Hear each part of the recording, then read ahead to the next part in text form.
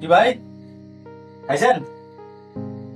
আরে ভাই আপনারা তো জানেন না, রাত্রে খাওয়া ঠিক না। রাত্রে খাইলে শরীর তো ভারী হয়ে যায়, কোনো মুভমেন্ট নাই তো, খায়া তো চিন্তা শুয়ে পড়বেন, বুঝছেন না?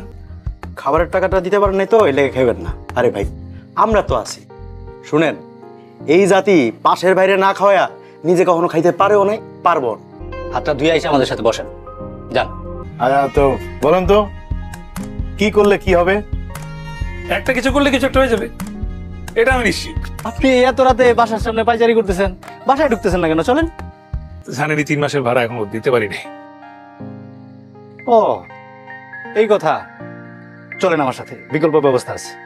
আরে ভাই আপনি আজকে মেস মেম্বার হিসেবে না, গেস্ট মেম্বার হিসেবে যাবেন, আমার গেস্ট মেম্বার। এরকম ঘামতেছো কেন আর এরকম হাবাইতেছো কেন? ভাই ভ্যানগুলা চুরি হয়ে গেছে। চিন্তা করবেন সব ঠিক হয়ে যাবে, আল্লাহ ভরসা। আমরা জেনজি জেনারেশন ভাই, সহজে মচকাইও না ভাঙ্গিও না, লড়াই করতে পারি, আল্লাহ ভরসা। আজকে সারাদিন অলিতে গলিতে খুঁজছি কিন্তু পাই নাই, কালকেও খুঁজুম, এরপরেও যদি না পাই তাহলে ফাইল ক্লোজ।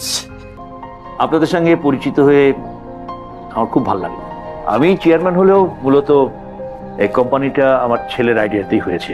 কিন্তু আমাদের তো কেউ ইন্টারভিউ নেয়নি স্যার। জাস্ট মেসেজের মাধ্যমে অ্যাড্রেস পাঠিয়ে বলেছে দ্রুত যোগাযোগ করার জন্য। ভাই আপনি প্লিজ বসেন।